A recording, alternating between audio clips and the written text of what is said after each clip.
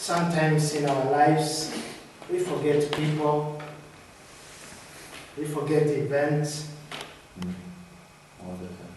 and also we are forgotten by people. And our great deeds are forgotten by people, or they are not given the value they deserve. But it is not the case with God. God never forgets us, never forget our deeds and our identity.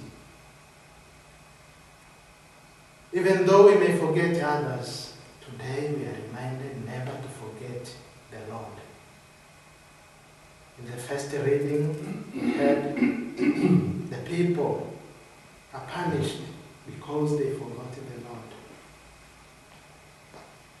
God used to protect them, to protect us when we turn against Him, when we forget Him. He will not only forget us, He will cease to protect us. He will deliver us to our enemies. In other words, He will shame us. What strikes me in the gospel today are the words of Jesus telling His disciples, don't feel overjoyed by anything in this life. Rather, it should be, the climax of your joy should be in knowing that your names are written in heaven. What does He mean by that? What is the importance of my name? Someone wrote a big volume. The title of the book saying, "What is in the name?" We know the importance of the name. Sometimes when someone mispronounces our names, we quickly remind him or her. No, it is not Vincent, it is Vicente. Even if one spelling is missed. In a name signifies an identity. Who the person is, who does he see himself? Does he or she accept himself, respect himself? We know the other day someone was talking about one friar who gets overly excited if someone forgets to mention he's a father, not a brother. You should put FR before his name, or reverend.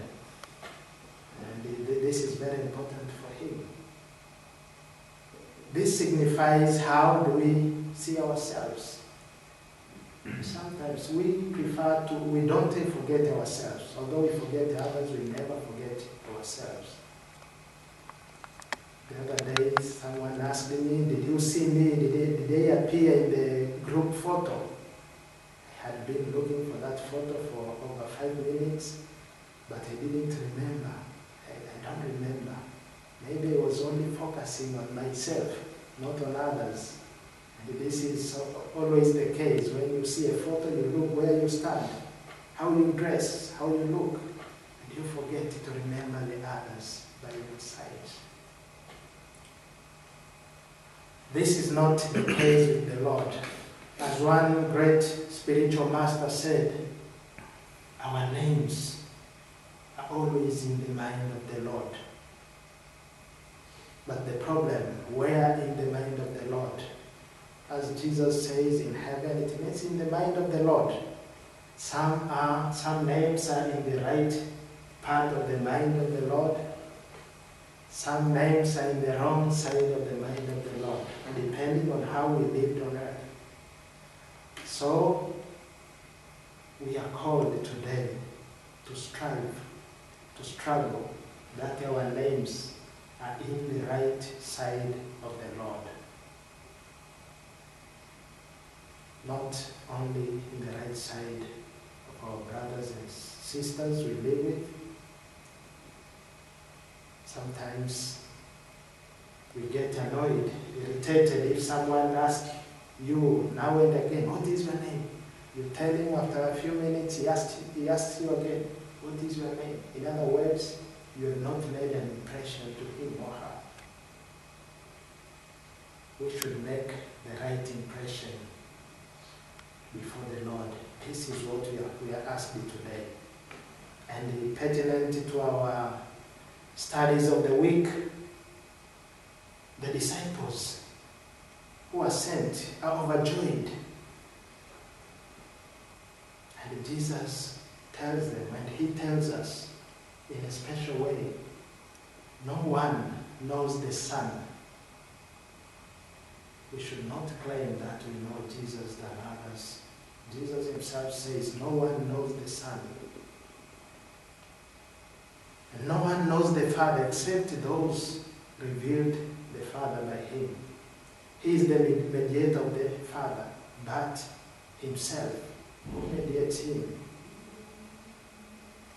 We don't have the full truth of the Son, neither have we the full truth of the Father.